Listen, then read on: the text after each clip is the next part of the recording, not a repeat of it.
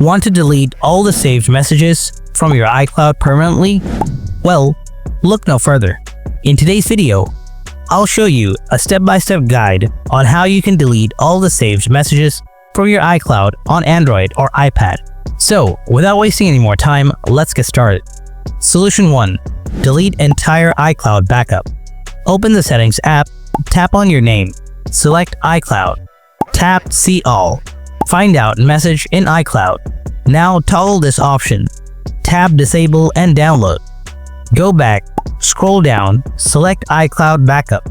Now, if you have already backed up your file on your iPhone, you need to delete the old backup to delete the saved iCloud messages. Once you've deleted the old backup, now you need to back up your data all over again. This way, your iPhone will delete all the old iCloud message and will back up the new data without taking message to your iCloud. By following these steps, you can effectively delete messages from your iCloud backup or manage your iCloud settings to prevent future backups of messages.